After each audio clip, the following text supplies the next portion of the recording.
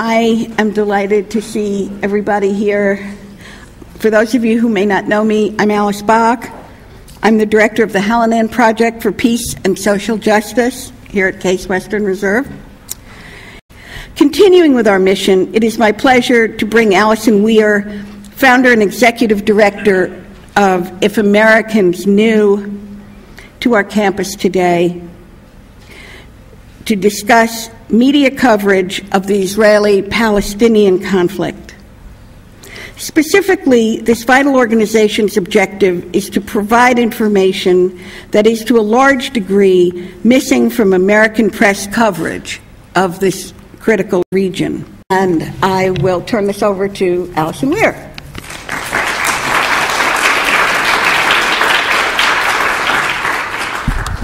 Thank you very much. I hope you can hear me.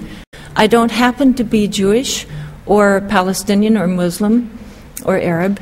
And so, like most Americans, originally I paid very little attention to this issue. In fact, I knew almost nothing about Israel and Palestine 8 years ago. I was the editor of a small newspaper in Northern California, writing about the city council, the school district, the local fishing fleet. Like most Americans, I skimmed the headlines on this very important issue. I accepted the confusion that I found there, and I moved on. I'll be giving about 100 years of history in a few minutes, and I'll sadly leave out far more than I can put in. On our website, we have much more detailed information and many recommended books. But just to give you a sketch, because I did not know what was going on when I started my search, and what I thought I knew was really incorrect. The first thing that I learned was that when I was born, there was no Israel. It did not exist. There was Palestine, a region that had been around, of course, for many centuries. So the question is, if Israel didn't exist when I was born, where did Israel come from, and where did this conflict come from? To answer that question, you don't go back 1,000 years or 2,000 years or whatever. You just go back to the late 1800s, and you find that Palestine was under the Ottoman Empire. It was a multicultural land, about 80% Muslim, 15% Christian, 5% Jewish, all living on the land, all practicing their religions fairly harmoniously, without significant conflict at all. So what happened to this land? You don't change places chronologically, but you do geographically. And you discover that if you go to Europe, there was a movement in Europe that started in the late 1800s called political Zionism that developed a wonderful shining slogan, a land without people for a people without land. Zionism, political Zionism in particular, was the belief that there needed to be a Jewish state somewhere in the world. They considered Uganda, Argentina, they considered parts of North America for the Jewish state, and eventually they settled on Palestine because of biblical connections from 2,000 years before. Now, if you'll think of that slogan, a land without people for a people without land, that I grew up with, it sounds wonderful. I think we would endorse that, except it was not a land without people. It was fully inhabited. One of the early Zionists that came wrote back to his family back in Europe about what he had found, Palestine. The simile was to a bride. And he said, I have seen the bride. She is beautiful, but she is married.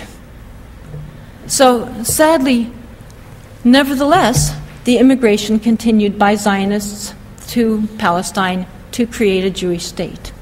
And as we know, indigenous populations do not, especially over time, welcome their colonists with open arms, especially as the colonists increase in number and as it becomes clear that the intention is to dispossess 95% of the people who are already there. As a result, there was the tragic but predictable violence, with innocent lives lost then as now on both sides, then as now the vast majority of them, the Palestinian Christians and Muslims. The immigration continued and the violence continued over the decades, jumping ahead now to 1947 After World War II, the British had taken over the mandate from the Ottomans after World War I. After World War II, the British finally, with all the violence between the two groups and against the British Empire as well, decided to turn over the question of Palestine to the United Nations to solve. The United Nations at this point had the option of affirming a bedrock principle of democracy and of the United Nations itself, which was self-determination of peoples. Or they could revert to the medieval version where someone, an entity, gives someone else's land away, divides it in half. Well, sadly, I believe for the world and for everyone, the United Nations, rather than affirming self-determination of peoples in which the people there would decide their own land, their own government, their own country, etc., they decided to recommend a partition plan in which half of it would be given to a Jewish state and half of it to a Palestinian, Christian, and Muslim state. Well, apart from it being coerced from an outside agency, not self-determination, let us examine this compromise solution to this conflict. Sometimes compromises are necessary. That's reality. But when you examine this one, you discover, first of all, it wasn't half. It wasn't 50-50. It was that one side was getting 55% and the other 45%. And the group that was getting 55% was not the group that had lived there for centuries and had originally been 95% of the population. It was the group, the newly arrived group. So the Jewish state was going to get 55%. To me, this made no sense. So I wondered, I knew that there was a lot of immigration. It had increased in numbers over the years, especially under the Nazi atrocities. So I thought, well, maybe they had become 55% of the population, and perhaps it was a rational kind of compromise. Well, you look at the numbers, the increase, the immigration had caused a massive increase in population size, but it was still only 30%. So the group that was 30% was getting over half. That didn't make sense to me, so I wondered, well, perhaps it's land ownership. Land ownership could be a rational approach. This, in some cases, had been a well-funded immigration. The Rothschild banking family, in some cases, had funded some of these efforts. The intention had been to dispossess the people through just buying up all the land and pushing them that way. So maybe they had succeeded, and they owned 55% of the land. Well, the land ownership, the Jewish land ownership, had gone up significantly. Originally, it was around 1%. It was a very urban population. It had gone up to, at most, it appears, about 8%. Most historians say 5 to 6%. So a group that, let us say, owned 8% of the land was being given 55% of the land. I think, as history has shown us, the more inequitable, the more unjust a situation is, the more violence that results, not the reverse. So rather than leading to more peace, it led to more violence.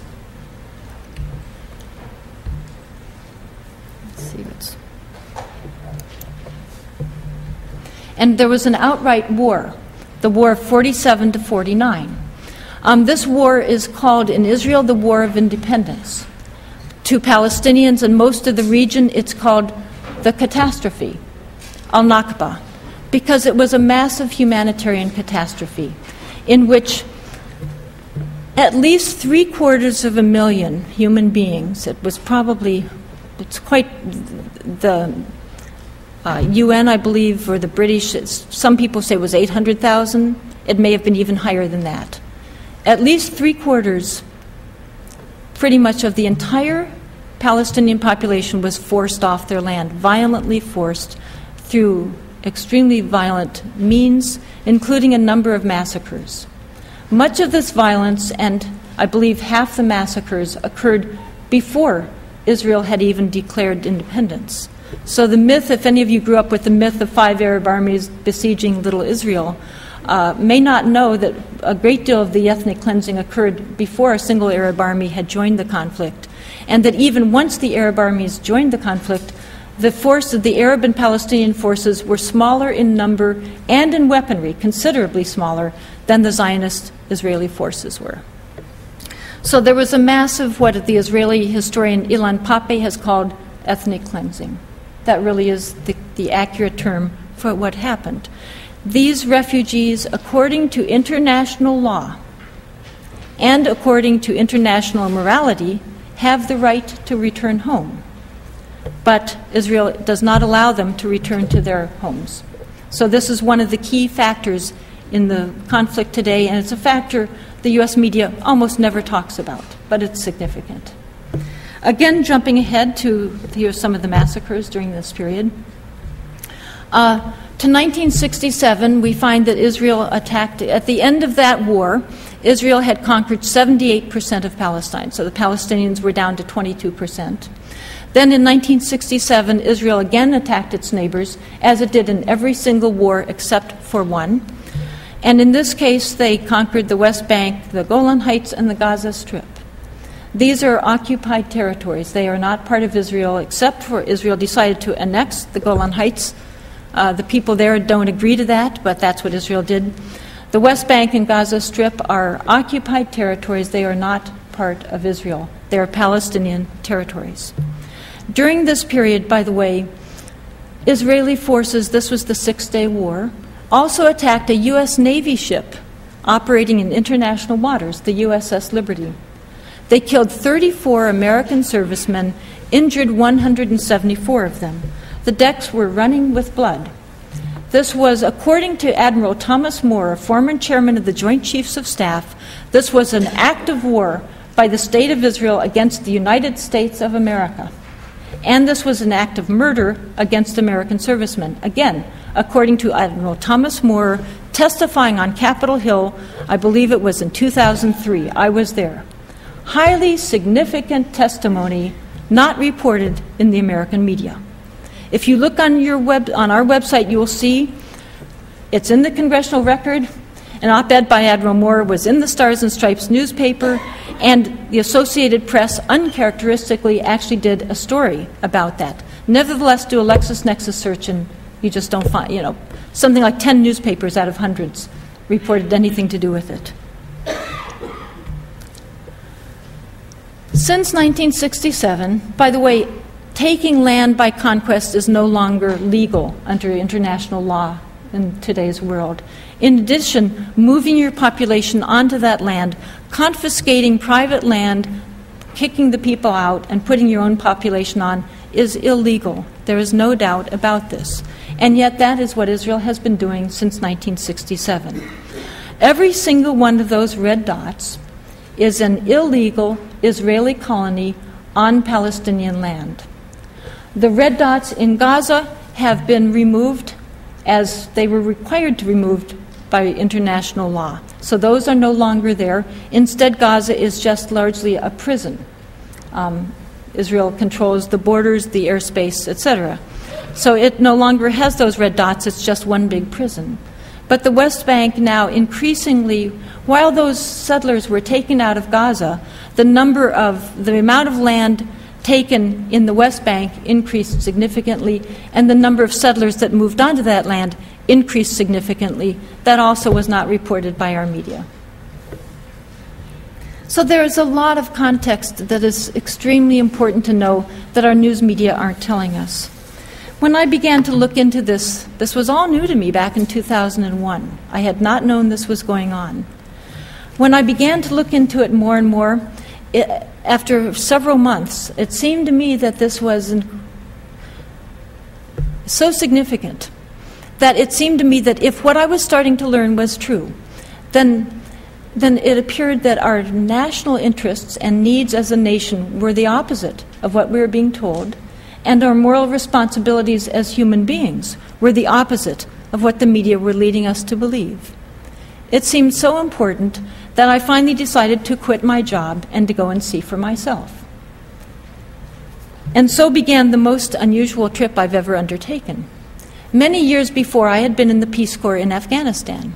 In that case, I was taught the language, I was married, and I had a very official support system behind me, the Peace Corps. In this case, I was going to be traveling alone, and I had no support system whatsoever of any kind.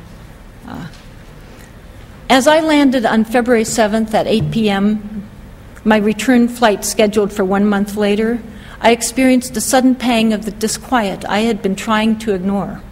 What was it going to be like for me, as an American female, to wander alone through a Muslim land that was in the middle of a violent uprising and that was at the very epicenter of a region portrayed widely as extremely hostile to women in general and to Americans in particular? What was it going to be like? Well, as I wandered haphazardly and randomly throughout the Palestinian territories, throughout the West Bank and Gaza Strip, I discovered that once again, these are more myths about this region that are as untrue as they are widely held. I was welcomed and invited to stay in people's homes. I was treated with respect and completely safe, except when I came too near the Israeli military. I was welcomed whenever people heard that I was an American. The invariable response was welcome. And yet, this is what our media show us. Now, they should. All of these pictures I'm showing you, I took myself, including these. This is what we see in our media that consistently reinforces Palestinians as terrorists, frightening images to us. If you look at this picture, sadly, I think I must have ruined the photograph that these photojournalists were taking because I was taking these pictures myself. This is a cardboard box that was being burned in what looks frightening in a funeral for a small boy who had been killed the day before. Now, yes, we should see these. I took them, I'm showing them to you. But it seems to me we should also see what most of the people looked like in that funeral. And this is what they looked like. This girl said to me, "Do you think we're all terrorists?" Because Palestinians know that's what Americans are led to believe about them. It seems to me we should see that there are, of course, still Christian Palestinians living there. You can meet them easily and ask them questions, as I did. I interviewed many, many people. That was my whole purpose of my trip. They all told me we are all Palestinians being pushed out by Israel. Muslims and Christians were just Palestinians. In this funeral, these were mixed. They're always mixed. Friends, friends working together, etc. This little boy, George, that was their son, he's holding a fragment of the missile that came through their home. His mother said he doesn't like his home anymore, and I understand why not. It's full of bullet holes. He's afraid to live there anymore. During my month of traveling throughout the Palestinian territories, I had found a population under siege. Throughout Gaza and the West Bank, I found that people were being kept virtually in prison. There were military checkpoints that limited and sometimes totally prevented you from leaving your town and going to the next town over. There were people living just outside. There were teenagers living just outside the incredible city, the religious and cultural center of that region, Jerusalem, who had never been in there. It's like having teenagers that are just outside of Cleveland that have never been into Cleveland because they're not allowed in. They're the wrong kind of people, and they're not allowed in. And by checkpoints, I don't mean toll booths or something. I mean armed soldiers in combat gear. In Gaza, I grew used to almost arriving at a street corner and finding young soldiers in tanks with fixed machine guns aimed straight at you. You hoped they waved you on rather than shooting you, as they had some people. At night, you couldn't really see the soldiers very well, but you saw the flashlight with which they signaled whether or not you were allowed to continue driving, to continue living. This was routine. But in some parts, there was more. It's sort of like here, some parts are less desirable areas to live in than others. In Palestine, they're being shelled, sometimes nightly. This is still going on. I went through residential areas that were bullet-riddled, with homes with large holes through the roofs and the walls. I found that if the people were lucky, they had abandoned their homes. They only lost their home that was their shelter in old age. They had somewhere else to go. Many people, I discovered, were still living in these homes. They had mattresses in the center or someplace that they hoped was less likely to sustain a direct hit that would kill them and their children. As I was being shown around this area, people were coming up to me and smiling at me over and over. They were welcoming me to Palestine, and they were taking me to show me their homes. Children were bringing me, When they saw that I was curious about all the spent bullets around, they were bringing them to me by the handfuls. And as I was going around this area and people were welcoming me and smiling at me and I was seeing Swiss cheese homes, suddenly there was more gunfire right near me. It wasn't whizzing. We ducked and they took me out the sort of safe way out of their home and away from the gunfire. As I wrote in an email later, I didn't think these bullets had anything to do with me. It was just a coincidence. Well, later and still, I don't think that was a correct assessment. As I was going around this area, this was the Tufa area of Khan Yunis in Gaza. As I was going around it, I occasionally peeked over sandbag barricades, or very carefully, I promise you, through slits in the shutters, and I could see the Israeli guard towers there, overlooking us. I have no doubt that the Israeli soldiers saw that a foreigner was going around, and they finally decided to send her a message. Don't come here. Don't come to Palestine. Don't tell Americans how their money is being used. This would have fit their pattern. Again, the American media don't tell us that, but Israeli forces shoot, injure, and occasionally kill journalists all the time. Now, they're usually Palestinian journalists. Maybe our media just don't think they count. But some have been German, Italian, British, American. We just don't hear about them. One was a 26-year-old American correspondent for AP. She was shot in the abdomen. It destroyed her spleen and her uterus. I learned this from a British photographer in Gaza. I was skeptical. I'd never heard about that. Well, it turned out he was right. I looked into it. In fact, I even read later that the Israeli military had admitted that she was an American, and they court-martialed the soldier who had done it. Now he has another job, and she has an abdomen missing a spleen and a uterus. If this had been done by Palestinians, it would have been headlines. Why didn't we read about it? In Gaza, I saw beautiful agricultural lands being destroyed. I saw ancient olive groves uprooted. I saw 100-year-old date palms next to the sea that had been flattened. I talked to farmers who had farmed there forever. Their fathers, their great-grandfathers, their great-great, going back sometimes 19 generations or more, had farmed that land, and now they were destroyed. I wondered, what would they do now? How do you feed your family when your farm is destroyed?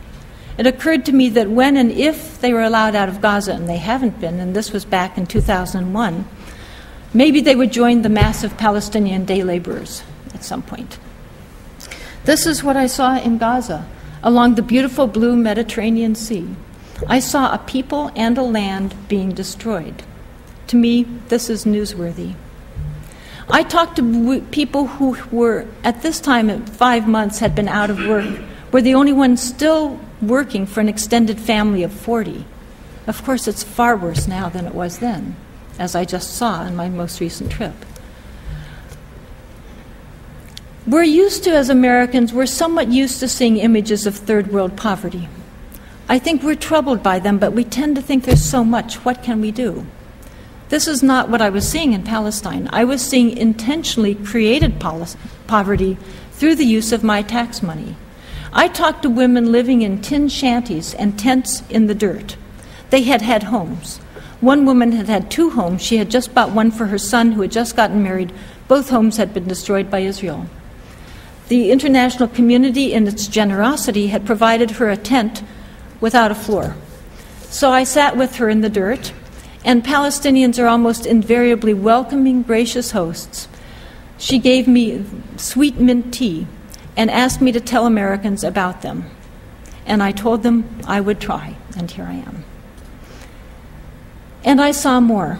I don't like seeing suffering. I don't like seeing children in pain.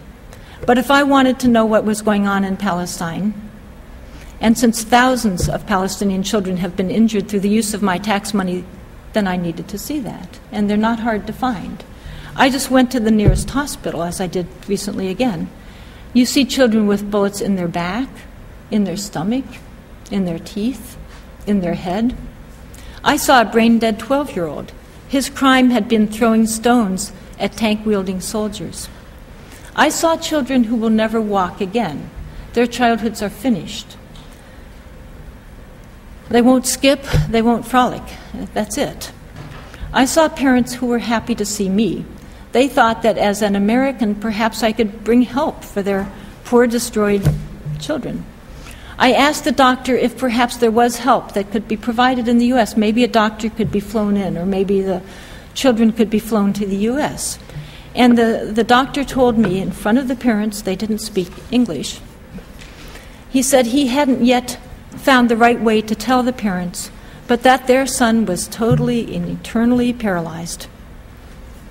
And so I knew something they didn't know, and I wished I didn't. And now you do too. And this is what I saw in Gaza. And then I went to Ramallah. I visited a newspaper office where there were sandbags against the bullets that Israel shot at them. At one point I was sitting writing a news story that, of course, was never published anyway, and they pulled the curtain aside and showed me a bullet hole right at head level next to where I was writing, and we all laughed at this sign of violence and danger. When I first arrived at this newspaper office, they said, "A 9-year-old boy was just shot nearby. Maybe you'd like to go see." And again, I thought, no, I wouldn't like to go see. But I was there for all of us, and I went. And I took pictures of the blood going up to his home. I interviewed the student in the floor below who told me what had happened. 2 men had had some sort of dispute down below in the street. One had fired 2 or 3 shots, and then the Israeli military in front of the Israeli colony, overlooking at us, had let loose 10 to 15 minutes of heavy firing, high-velocity projectiles at this condominium full of families at this residential neighborhood. And one of the bullets had killed the little boy upstairs. I went up there, and I saw where he had been sitting watching his father paint the wall. I saw the toy trucks on the bed, the blood on the floor. I saw the wall hanging in the living room that had a bullet hole in it that said in English, "Thinking of God makes our hearts grow calm." I saw the needlepoint over the front door that said, "God bless our home." The family had moved in 10 days before, I was told. I saw the flowers in the living room, the family photos on the wall, and I saw the parents when they returned from the hospital. I heard the mother and sisters weeping and weeping, weeping and weeping. I saw the father walking around shell-shocked. It looked to me like he was in a bad dream that will never end. I saw the neighbors come in to try to comfort them. I heard one man, when it looked like the father was about to break down, tell the father, "Your son is a bird in heaven now." The next day, I went to the funeral, and the next day I went to another one. There are so many funerals to go to. This one was for a woman who had 3 children, 18, 14, and 12. She had been coming home from the market, and she had been killed. At one point, I found myself walking next to a woman who it turned out was the dead woman's neighbor. She told me that this woman had gotten a master's degree in American literature, I think at Iowa. She told me that her friend just a few days before had been asking about what it was like to go to college in America because her 18-year-old son had been asking her, "What's it like to go to college?" He wanted to go to college in America. And this woman told me it's every boy's dream in Palestine to go to college in America. But she said he won't go now, he'll stay home to help with his brothers. And this is what I saw in Ramallah. And then I went to Bethlehem, where I saw an infant. He was in a hospital and his mother hadn't been allowed to visit him for months, her sick baby, because she wasn't allowed out of Gaza to visit her baby. And I saw one home after another that had been destroyed, and pictures of children that had been in those homes, foolish children, and had been killed. And I remembered going around Rafah in southern Gaza and seeing the destroyed homes there. And I remembered sitting with a family whose son had owned a second-hand shoe store, and they had told me how he had been killed when he had his key in the lock. getting ready to open it for the day or close it. I'm not sure which it had been. And I remember talking with another family nearby in Rafah, and they asked me why Israel was doing this to them, why America was doing this to them. And I found it hard to answer their questions because I was so tired of telling people, Americans don't even know what we're doing to you. Our media don't tell us. And as I left and they waved goodbye, there was more gunfire all around. And the gunfire was coming from one direction only, the Israeli direction, as in every situation I witnessed on that trip. The only time that I saw guns, Palestinian guns, that were about to be used for something other than signaling grief in funerals, or bravado, was in another part of Rafah at a sandbag barricade when Israeli armored vehicles were starting to move in, and tanks. And then I noticed a crowd of boys and men were starting to gather to throw stones against those armored vehicles. And I didn't take any pictures on that trip of Israeli soldiers and tanks. It seemed unsafe to do that, especially for the people around me, so I didn't take those photographs. And then these three young men, I noticed there were three young men that had guns, and they asked me not to take their photographs. So I didn't take that photo either. But I wish I had that photo to show you, and I wish I had pictures of the Israeli armored vehicles. And then you could decide about these young men, how foolish they were, or courageous, or brave, or suicidal, or patriotic. I don't know. And maybe you can tell me why we need to keep buying their conquerors new and bigger weapons, and then explain this to me. And this is a little of what I saw in Palestine. But it's not what I saw when I came back to the U.S. I went to the library in Sausalito, and I took out every San Francisco Chronicle that had been published during the period I was there. And as I sat in the library that day, I had the pile of newspapers. I wrote down a synopsis, the headline and the synopsis of what each newspaper contained. And as I sat there, I was appalled at what had been considered news coverage. I saw headline after an Israel under siege. I had spent 2 or 3 days in Israel. I had taken crowded buses, taxis, I joined throngs of shoppers, I had sipped a cappuccino at a cafe. And I had thought about what was going on just out of sight, just a little ways away. I noticed that although the Chronicle didn't have room for the story about 9-year-old Obai who had been killed, or paralyzed children, or women drinking tea in the dirt, but I noticed that on the very day that Obai had been killed, 9 years old, that the Chronicle did have room and did publish a very long story about children who had tragically been killed over 50 years before, in a Holocaust that it is too late for the world to prevent, instead of telling us about what is going on now, that we, if we chose to, could stop. One time while I was in Gaza, not staying with families the way I often did, I was in a hotel room, and I sat down to write another news report about what I'd seen that day, that I now know wouldn't have been published anyway. But instead of writing a news report, I found myself writing a letter to Americans back home. I'll read it to you now.